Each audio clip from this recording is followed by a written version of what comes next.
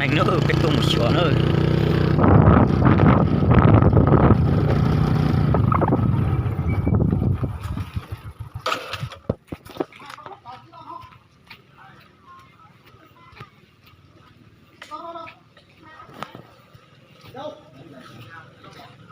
Thằng mật kia đâu rồi? Cái thằng nào? Đấy à? Xin lỗi.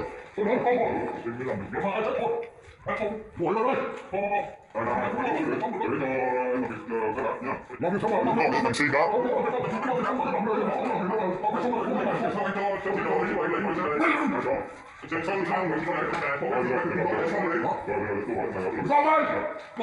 Cứ gọi thằng kia ra mới hỏi nên có chứng cứ chứ sao anh tự hỏi thế này anh trả lời được. Gọi anh xin luôn anh nhập bóc mà hỏi là làm mục đích của gọi là đi xuống đây đi em, xuống đây đi đừng có ở trên đó.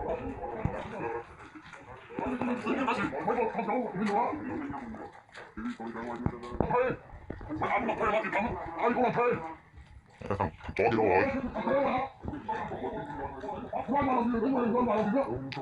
Đấy không có quyền tấn đâu anh ạ.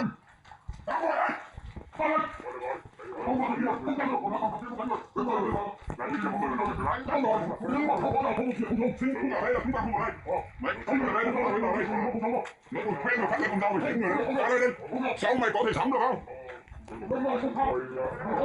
Đâu phải chuyện với ông ấy ông đòi nói.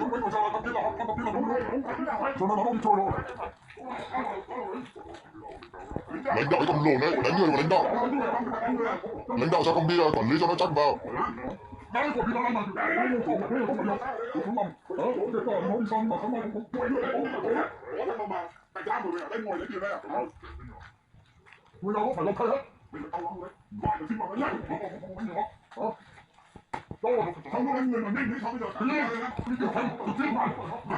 Mày cắt tôi lại. Không có.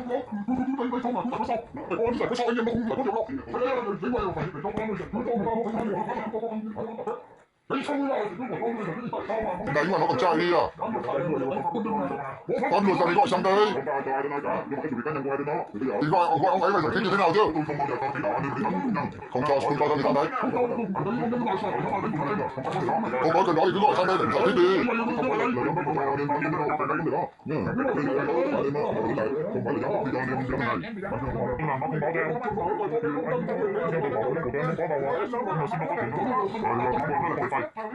Được rồi, tất cả bây giờ anh em á là còn nó lại ăn rồi, để nó gọi lại để cùng nhau làm việc với nhau. Còn nếu như thế không bây giờ anh quản nó làm việc được, chắc chắn không được rồi. Nếu anh còn như thế này thì anh không thể quản được về cùng làm việc được. Nếu chắc chắn được thì nếu anh mà về cùng nhau làm việc, không có ăn mà vô.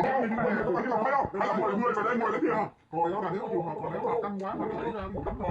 Nhưng mà rồi rồi nhưng mà còn tiền quá rồi nhưng mà không có tiền không rồi đó. Chứ mà tiền không có khác nhưng mà sao không thấy là Đã chỉ biết đâu mà cứ gọi nó ra giải thích đã.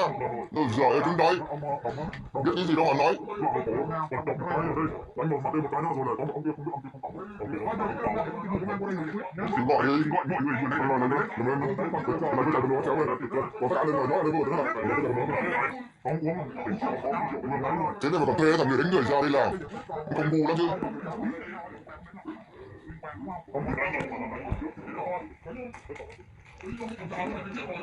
Ra nên để cho nó kìa kìa trong bắt chơi kìa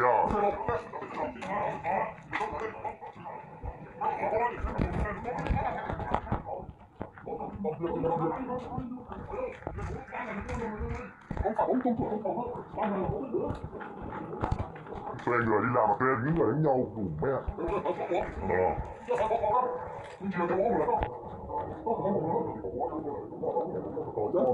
khổ kìa đi đùa rồi đi kéo để cho bé là có bảo ta cũng theo sáng thì chả sáng nào phải xong để cũng cho bé nó cũng một xíu đi em không có gì đâu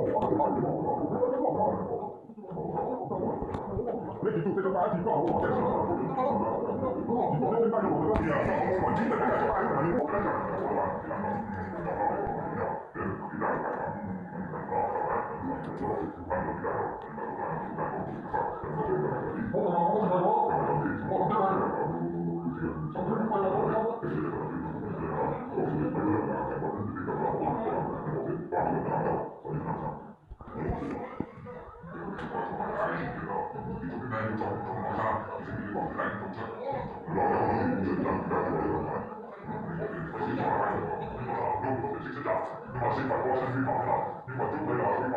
準備啲文件一拖你拖唔入去手攞，先啦，嗱係啦，你話我心邊啦，先啦，咁你如果想你做嘅，